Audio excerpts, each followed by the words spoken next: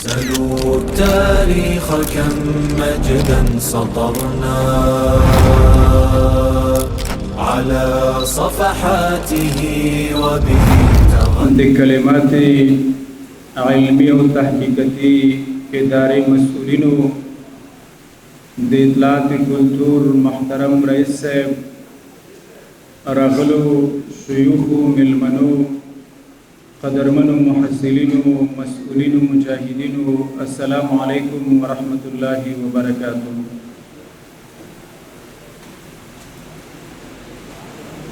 دما موضوع د اسلامی نړۍ د طلایي عصر د بیا ژوندي کولو لپاره څه کول پکار دي. موضوع اگر چې ډیره درازه ده او وخت کم ده، ولې الله عزوجل نه به وغواړو چې په مختصر وخت کې موږ او تاسې په دې موضوع باندې بقدر ضرورت ځانونه پوهیږو. د موضوع نه وړاندې یو یادونه کوم. دلته د یو عصر یادونه وشوله، د اسلام طلایي عصر. فارسی لفظ دا طلا سرو زرو ته ویل کېږي. نو د دې موضوع تشریح په فارسی کې طلایي عصر، په اردو کې ورته ویل کېږي عهد الزرین، انګلیش کې ورته ویل کېږي ګولډن ایج. نو د دې معنا دا ده چې موږ مسلمانانو یو وخت لرل چې الله عزوجل موږ ته د سرو زرو دور او عصر راکړی و. متاسفانه چې بعضې نیمګړتیاوې موږ وکړلې، الله عزوجل د موږ نه هغه زرین دور یوړل او موږ یې د داسې ذلت او د مسکانت او د خوارۍ سره مخامخ کړو. د موضوع نه وړاندې یو یادونه کوم. مورخین دلته غلط شوي دي. تاسې چې کله سرچ وکئ، ګوګل ته ورکئ چې طلایي عصر کوم ده، دوی به درته ووایي چې د 8 میلادي نه تر 14 میلادي پورې دې ته طلایي عصر ویل کېږي. حالانکه په دې عصر کې فقط مونږ یو خلافت درلودل چې خلافت عباسي ده. نو د مورخینو دا یو ډیره غټه غلطي ده چې دوی د مونږ طلایي عصر فقط خلافت عباسي ته وایي. مونږ طلایي عصر په امت محمدي صلی الله علیه وسلم کې 3 طلایي عصرونه لرو. خلافت راشده د مونږ بهترین طلایي عصر و. ورپسې خلافت امویه د مونږ بهترین طلایي عصر و چې خلافت راشده په اساس د قول د پیغمبر علیه الصلاۃ والسلام چې الخلافت 30 سنه 30 کاله و، او خلافت امویه د مونږ تقریبا 90 کاله یا څه د پاسه 90 کاله و. دریم د مونږ طلایي عصر خلافت عباسیه و. څلورم د مونږ طلایي عصر خلافت عثماني و چې تقریبا 800 کاله مونږ مسلمانانو خلافت کړی ده. نو د مورخینو دا لویه زیاته غلطي ده چې دوی خلافت عباسیه ته زرین دوره وایي او طلایي عصر وایي، د نورو ته نه وایي. راځم موضوع ته. مونږ به دغه طلایي عصر یا دغه نړیوال خلافت چې الله عزوجل مونږ ته راکړی و هغه به مونږ څنګه حاصل کړو. نو د دې په ځای چې د پولیټیکل ساینس یا د علم سیاست د ماهرینو اقوال را نقل کم چې دلته فلان سوی، دلته روسو سوی، دلته فلان سوی، مونږ د پر قرآن عظیم الشان کافي ده چې قرآن ته سر ورښکاره کړو چې مونږ به بیا هغه طلایي عصر څنګه پیدا کوو. آیت کریمه ما تلاوت کړه. الله عز وجل فرمایي وعد الله الذين آمنوا منكم وعملوا الصالحات ليستخلفنهم في الارض. په دې آیت کریمه کې الله عزوجل د موږ سره درې بهترین وعده وکړلې. یو وعده سره وکړه ليستخلفنهم في الارض، زبد انسانانو ته خلافت په ځمکه کې ورکوم.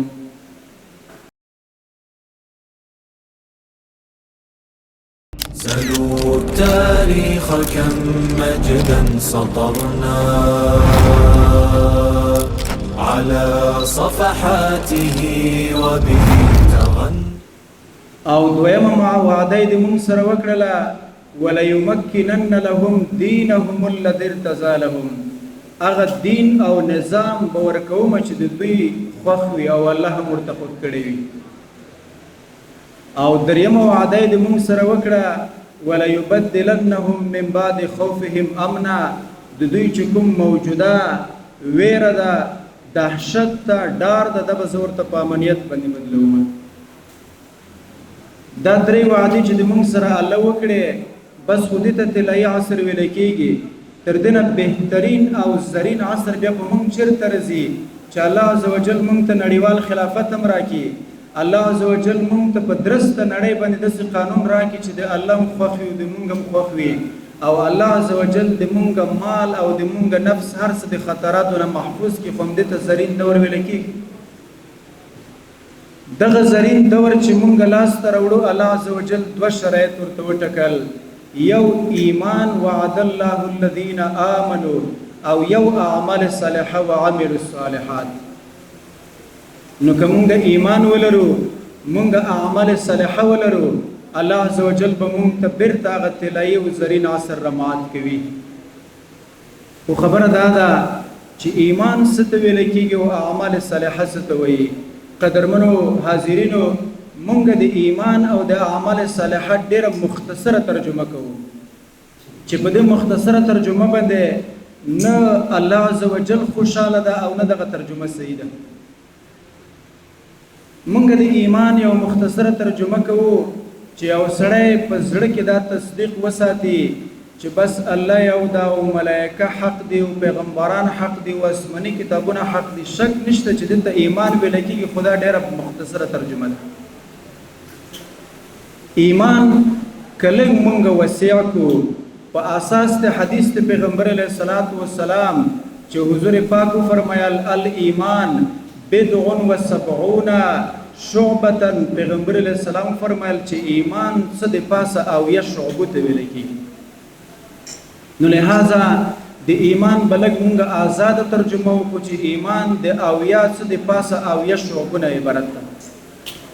لږ به نورم ازادي درته پکې وکم. سبعون چې په عربي کې ویل کېږي، حصر مقصود نه ده چې اویا شعبې ده.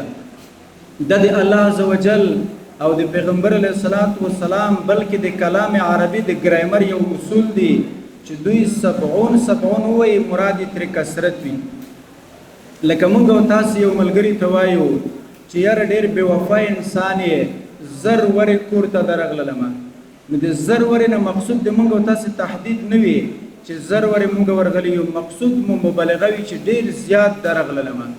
د الله عزوجل اصول هم دا دی چې 70 کلمه وایي، پیغمبر هم 70 کلمه وایي، هغه ګرامر د عربي هم 70 کلمه وایي، خو مراد 70 اویا نه دی بلکې مراد کثرت ته.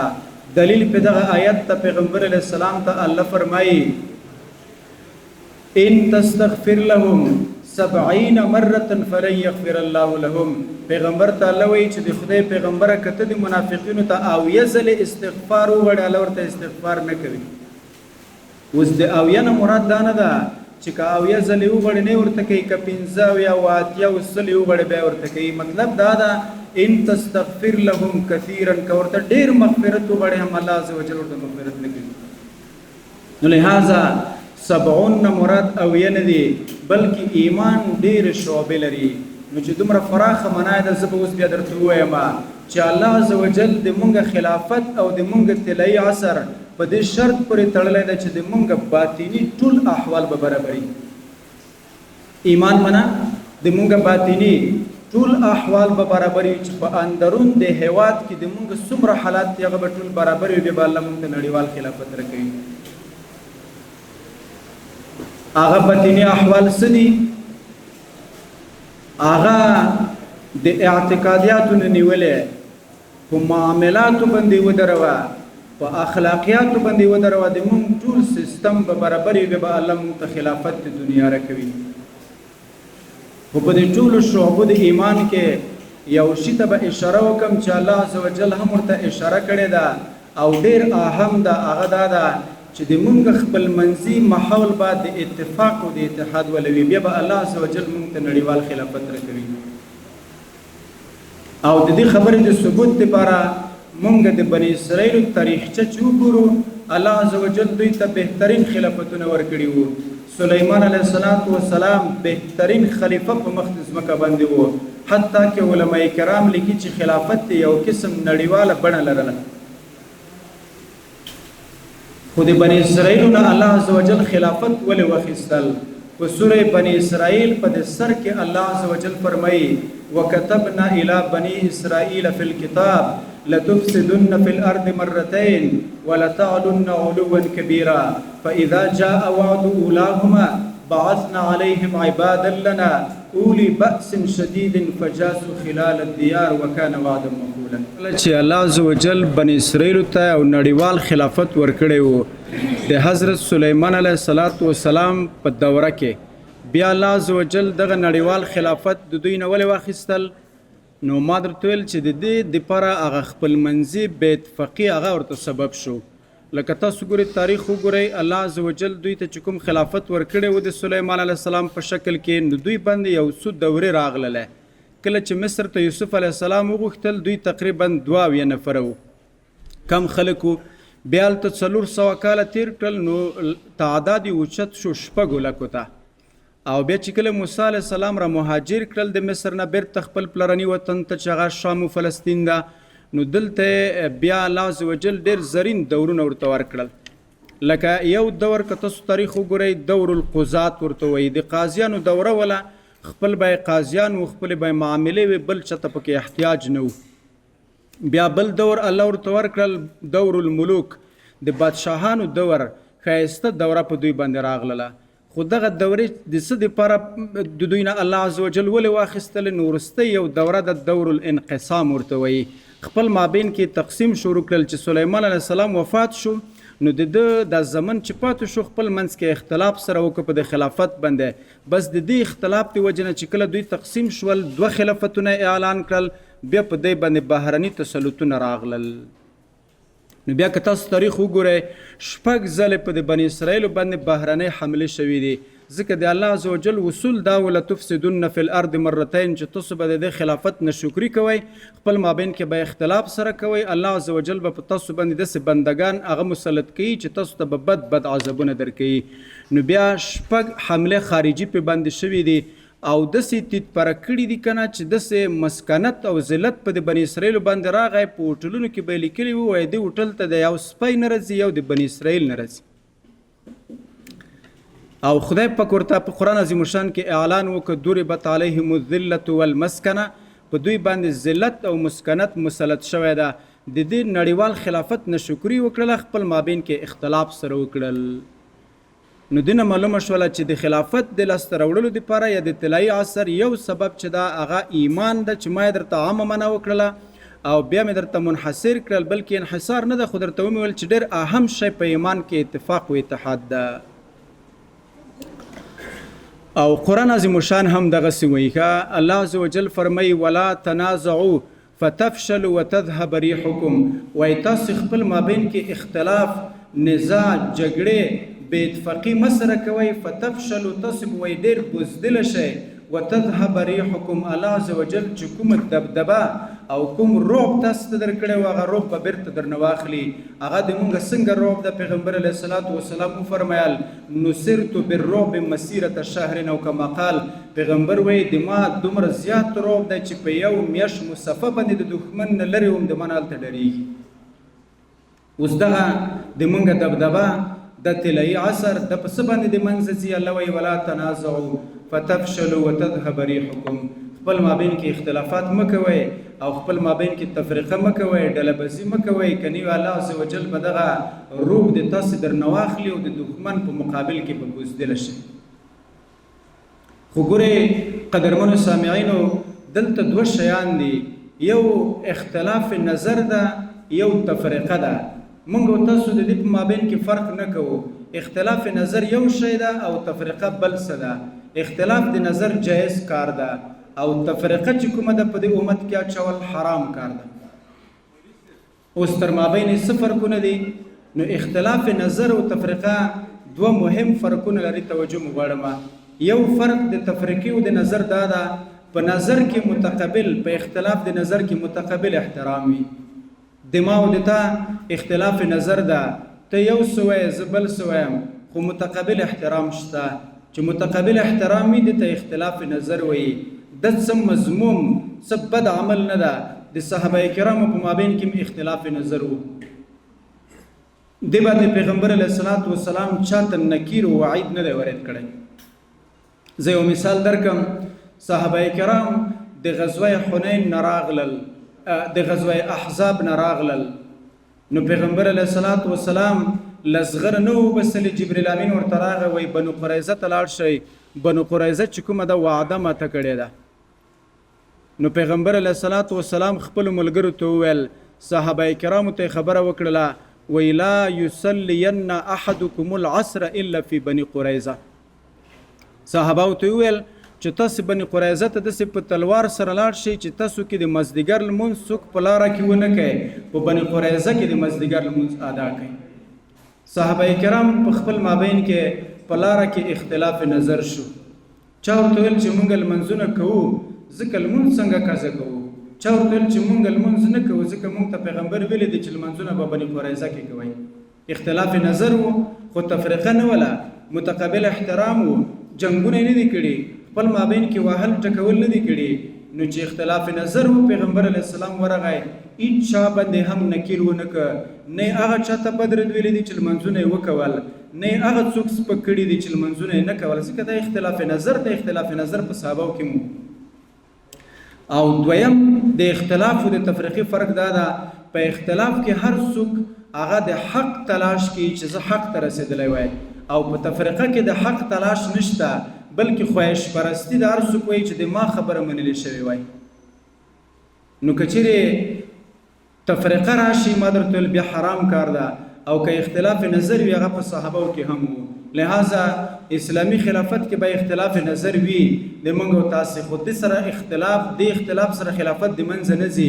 کله چې دغه اختلاف تفریقي ته لاړ شي، متقابل احترام ختم شي، او په خپل مابین کې هر څوک د خواهش تابع وي او د حق تلاش ورک شي، بیا د خلافت او د عظیم نعمت په د تفریقې سره د منځ ځي، او تاریخ په دې باندې شاهد ده.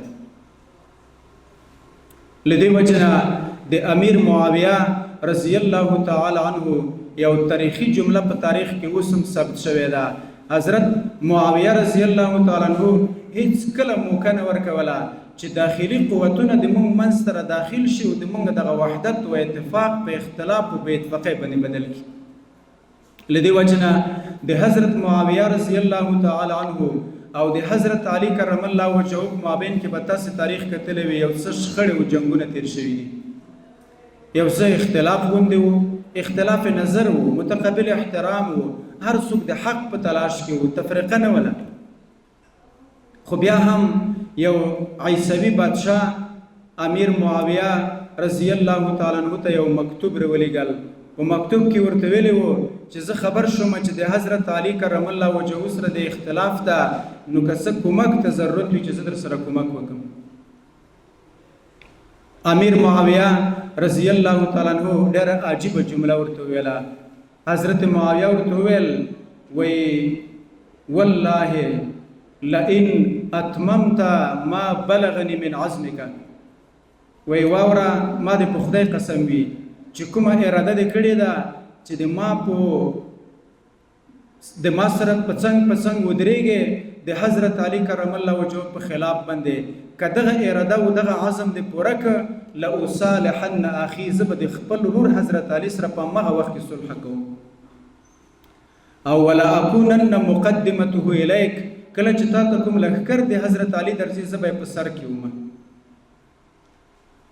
او ولانتزعنک من الملک انتزاع الاستفلین، وایي د خپلې بدشایۍ نه به د داسې نسکور کړمه لکه ګجره چې په ځمکه کې زرغونه شوي بیا یې څوک راوباسي بل مخې نسکوره کړي.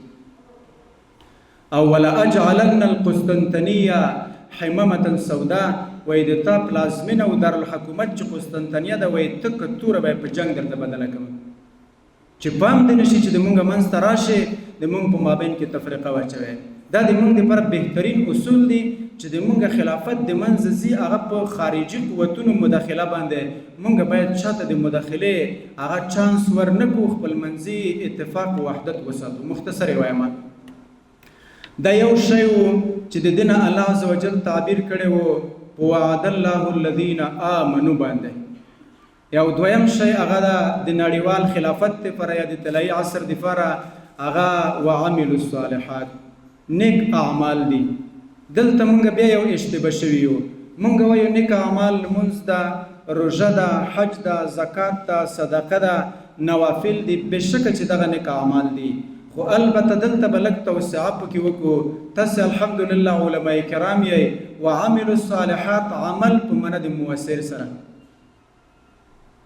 نو معنا دا ده چې د مونږ په نړیوال خلافت کې چې څه مؤثر دي هغه اعمال صالحه دي. چې کوم شی په دې باب کې ډیر مؤثر ده چې مونږ ته نړیوال خلافت را په برخه کوي، بس دې ته ویل کېږي وعملوا الصالحات. اوس به هلته لمونځ مؤثر نه وي، هلته به زکات مؤثر نه وي، هلته به حج مؤثر نه وي، هلته به روژه مؤثر نه وي. دا په خپل ځای باندې اعمال صالحه دي، خو په نړیوال خلافت کې به یې تاثیر کم وي. نو مونږ به وایو وعملوا الصالحات چې کوم شی ډیر مؤثر ده په لاسته راوړلو د نړیوال خلافت کې هغو ته ویل کېږي اعمال صالحه. هغه څه شی دي؟ نو د قرآن عظیم الشان یو دوه آیتونه درته وایم چې دا معلومات وشي چې په نړیوال خلافت کې څه مؤثر دي. یو آیت ما تلاوت کړ، وَإِذْ قَالَ رَبُّكَ لِلْمَلَائِكَةِ إِنِّي جَاعِلٌ فِي الْأَرْضِ خَلِيفَةً. الله عزوجل فرشتو ته وفرمایل چې زه په ځمکه باندې خلیفه پیدا کوم، زه یو انسان ته نړیوال خلافت ورکوم، زه یو انسان ته طلایي عصر ورکوم، زه یو انسان ته عهد الزرین ورکوم، یا زه یو انسان ته ګولډن ایج ورکوم په انګریزي کې. اوس وروسته الله عزوجل یو مؤثر وښیل چې څنګه به دته دا خلافت ورکول کېږي. فرشتو په اعتراض وکړ، الله عزوجل ورته وویل چې د خلافت لپاره مؤثر شی دا ده وعلم آدم الاسماء كلها. الله عزوجل د دې طلایي عصر د بقا لپاره او د دې طلایي عصر د لاسته راوړلو لپاره حضرت آدم علیه السلام ته علم الاسماء ورکړ. علم الاسماء دلته موږ اشتباه کوو کله کله چې اسماء جمع د اسم د نوم ته ویل کېږي. نو د خو د وړوړکي سبق دی چې وړوړکي ته وایي الف منا آس او با منا بابا او ت منا توره. حضرت آدم علیه السلام څه چڼی نه ده چې الله عزوجل ورته دومره کمزوری علم ورکوي. وعلم آدم الاسماء، نو تفسیر کشاف وایي وعلم آدم الاسماء ای مسمیات الاسماء. آدم علیه السلام ته نومونه نه دي ښودل شوي چې فلان فلان، مسمیات ورته وښودل شو چې دا میز ده او دا چې کومه ده هغه مسطح ده او دا اسمان ده او دا ځمکه ده او دا چې کومه ده هغه څه ده اوبه دي او دا اور ده او دا عناصر اربعه دي. نو وعلم آدم الاسماء كلها، مسمیات ترې مراد دي. بیا چې کله مسمیات مراد دي نو قرآن عظیم الشان اصول دا دي القرآن یفسر بعضه بعضا. قرآن د بعض مجملو تفسیر بیا په بل آیات کې کړی وي. اوس به موږ بل آیات ته ورشو چې دا کوم مسمیات دي او کوم موجودات دي چې حضرت آدم علیه السلام نړیوال خلافت په پیدا کړی و.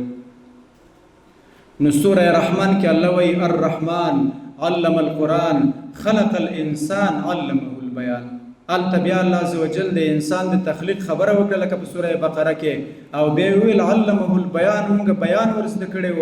سوال دا دی چې څه شي بیان دې ورزده کړی و؟ الله عزوجل وی الشمس والقمر بحسبان والنجم والشجر یسجدان. حضرت موسی علیه السلام ته فلکیات ما ورزده کړي وو، موسی علیه السلام ته مې جغرافیه ورزده کړې وه، موسی علیه غلط شم، آدم علیه السلام ته مې هغه فلکیات ورزده کړي وو، آدم علیه السلام ته مې جغرافیه ورزده کړې وه، زراعت مې ورزده کړی وو. دې ته ویل کېږي وعلم آدم الاسماء. نو معلومه شوله چې په نړیوال خلافت کې مؤثر شی په اعمال صالحو کې هغه چې کومه ده دا پرمختللې ټکنالوژي ده چې د دې په توسط باندې موږ نړیوال خلافت ترلاسه کوو. ځکه آدم علیه السلام ته الله وی وعلم آدم الاسماء، اسمانه بیا مسمیات او مسمیات تشریح دغه ده. او دا زه د ځان نه وایم، علامه الوسی چې هغه د موږ په متأخرینو کې یو لوی مفسر ده، هغه د دې آیات لاندې بیا تاسو پسې وګورئ، هغه وایي چې آدم علیه السلام ته څه ورښودلی شوي وو؟ وایي اسماء الاشیاء، د اشیاو نومونه یعنې مسمیات، علویتا و سفلیتا، پاسني مسمیات چې نظام شمسی ده، سفلی مسمیات چې ځمکه ده و ما فیها دي، دا ورښودلی شوي وو. بیا وایي جوهریتا و عارضیتا، جواهر هم ورښودلی شوي وو، اعراض هم ورښودلی شوي وو. نو د روح المانی په دې تفسیر باندې د مسمیاتو ډیره وسیعه ترجمه ده، حتی کې علم الفلکیات، علم الجغرافیا، ساینس او ټکنالوژي د ټول پرمختګونه په د یو ټکي کې الله را بند کړي دي، وعلم آدم الاسماء. او تفسیر منار والا بیا یو عجیبه نکته ویلې ده، د ویلې دي چې مونږ عام د خلیفه دغه ترجمه کوو چې دا د الله عزوجل نائب د پسمکه کې، او تایید کې ورته حدیث پیش کوو السلطان المسلم ذل الله تعالی فی الارض من اهان سلطان الله اهانه الله. دی وایي چې کچېرې د خلیفه یو بله ترجمه مونږ وکړو، ځکه دې ترجمه باندې یو سوال ورېدېږي چې الله عزوجل د ځان خلیفه ولې ودروي؟ خلیفه خو هغه څوک ودروي چې د باندې مرګ راځي، نو وایي زه چې مړ شم کارونه به دی کوي. خلیفه خو هغه څوک ودروي چې په ده باندې عجز و عاجزي راځي، د کارونو نه کله کله عاجزه کېږي، بیا وایي کارونه به خلیفه کوي. الله عزوجل باندې خو نه مرګ راځي او نه چې کومه د الله باندې عجز و عاجزي راځي. اگر چې جواب شته، خدای وایي د ما په نسبت د خلیفه ترجمه دا د خلف نه ده، وروسته پاتې شوي ته وایي فخلف من بعدهم خلف اضاعوا الصلاة واتبعوا الشهوات. او بل ځکه الله عزوجل فرمایي الله غزت جعل لكم الليل والنهار خلفة، جعل الليل والنهار خلفة لمن اراد. نو کده ترجمه بیا مونږ وکړو، بیا خلیفه معنا ده چې د ټولو تکوینیاتو نه وروسته پیدا شوی دی. ځمکه پیدا شوه، اسمان پیدا شو، احجار و اشجار، ما انهار پیدا شو، د ټولو نه وروسته څوک پیدا شو؟ آدم علیه السلام. حکمت پکې دا و چې دی به په دې موجوداتو باندې سرچ او تحقیق وکړي، ځکه الله عزوجل تر ټولو شاته هم پیدا کړ. نو لہذا د دې خلیفه د نوم هم د علم الاسماء د پرمختللو وسایلو او اسبابو سره ډېر سخت تړون ده. یو بله خبره عرض کوم، الله دې وکړي چې ستړي نه شئ. مونږ کله کله وایو چې توکل په الله باندې، اسباب څه کوو؟ توکل په الله باندې. ګورئ علما کرام ناست دي، د مونږ د اصولو د عقاید یو مسله ده چې ترتب د مسبباتو په اسبابو باندې په څه ډول ده. الله عزوجل د مسببات او نتایج چې مرتب کړي دي په اسبابو باندې دا ترتب په څه ډول ده. مثلا زه خوراک وکم، ور باندې مرتبه دا ده چې زه موړ شوم. زه څښاک وکم، په مرتبه دا ده چې ما تنده ماته شوله. زه اور بل کم، په مرتبه دا ده چې بس سوځول کوي. زه اوبه راوړم، په مرتبه دا ده چې بدن سړوي. نو د ترتب د مسبباتو په اسبابو باندې په څه ډول ده؟ مونږ په عقایدو کې یو څلور مسلک لرو.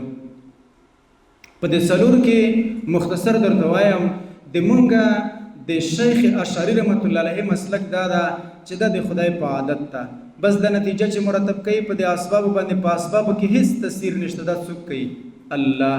نو بیا به الله ته انتظار کوي، دا متوکل علی الله ده، بس په خدای توکل ده، هغه د اسبابو سره کار نه لري. د مونږ تاسو په اصطلاح باندې متوکل علی الله ده.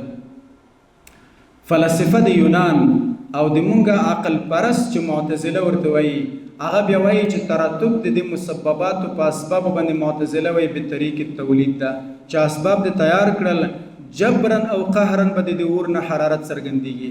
دا بیخي جایزه نه ده چې اور وي سوځول ونه کړي. لہذا دوی د تمامو معجزاتو نه چې د ابراهیم علیه السلام معجزه ده چې اور ونه سوځول، فلان د فلان د دې ټولو نه انکار کوي. وایي دا څنګه ده چې اور بل شوی و، ابراهیم علیه السلام یې ونه سوځول. ترتب د مسبباتو په اسبابو باندې وایي به طریق تولید ده، د اسباب نتیجه خپله زیږوي. نو څنګه خلاف او اختلاف پکې راځي؟ اختلاف ممکن نه ده.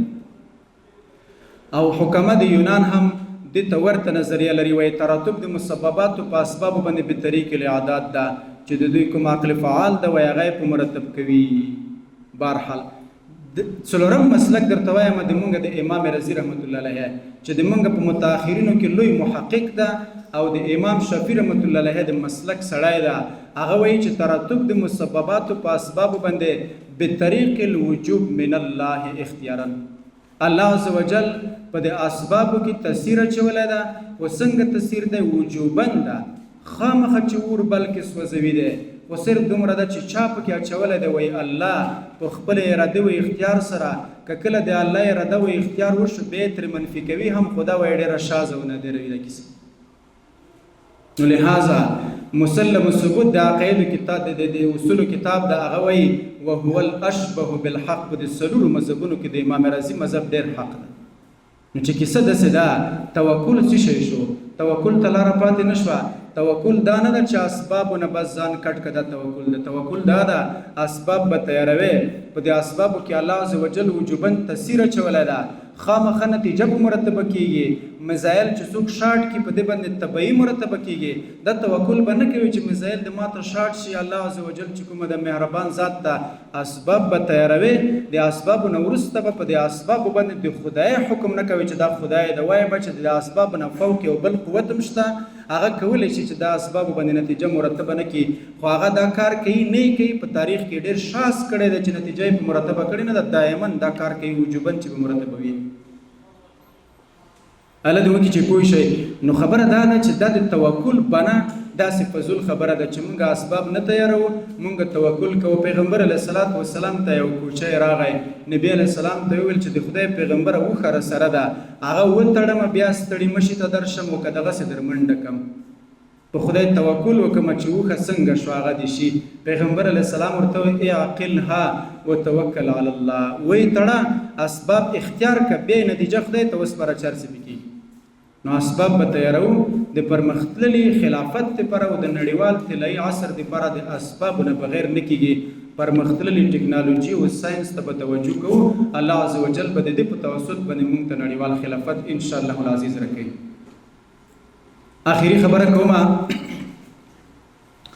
چې کله موږ ته الله عز وجل خلافت راک، دا اگر چې د موضوع نه خارجه خبره هم ده، بیا الله عز وجل یو قصه وکړله چې کله خلافت ورکم یعبدوننی ولا یشرکون بی شیئا، چې خلافت مې ورکړه د ما عبادت به کوي بیا شرک به د ما سره نه کوي.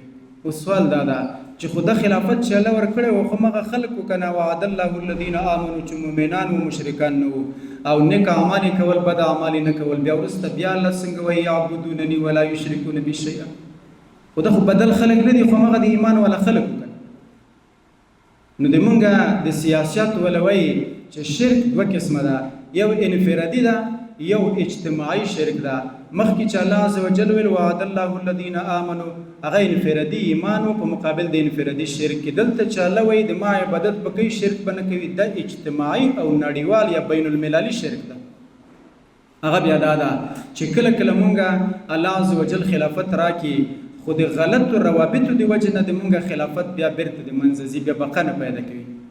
مونږ په ځان پوه یو نه وو، کله کله د مونږه خلافت په بل چا کې ور مدغم شوی وي. مونږ د روابطو شوقي وو چې مونږ د نړیوالو سره روابط پیدا شوي وي، کله کله غیر اختیاري د مونږه هغه خلافت بل چا ځان ته خپل کړی وي. نو الله وایي یعبدوننی، عبادت د ما به کوي، ولا یشرکون بی شیئا، چې نړیوال شرک د ما سره ونه کړي. داسې نه وي چې په داسې اتحادیو باندې ځان ورګډ کړي چې هغه اتحادیه د تا د قدرت وږي وي او د تا په قدرت باندې قبضه وکړي. نو لہذا متوازن سیاست بساته، دښمن ته به د دښمن په سترګه ګورې، دوست ته به د دوست په سترګه ګورې. د خلکو د اتحاد محض چې خالص اتحاد راشي، ولو که د ما تشخص پکې ځي، ولو که د ما لاسته راوړنې پکې ځي، ولو که د ما قربانۍ پکې ځي، د محض اتفاق او د محض وحدت وږی به نه وی. الله عز وجل دې په دې ګوټو ماتو خبرو موږ او تاسې ټولو ته د عمل کولو توفیق را نصیب کړي. وصلی الله تعالی علی خیر خلقه محمد وعلى آله واصحابه اجمعین. آخر کې د کلمات تحقیقي او علمي د ادارې نه ډېره مننه کوم چې موږ ته په داسې ماحول کې داسې ښایسته مجلس منعقد کړ. الله عز وجل دې د دوی په عمرونو کې برکات کړي. السلام علیکم.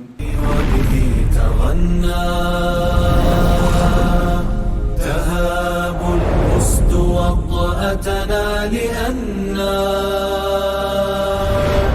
لغير الله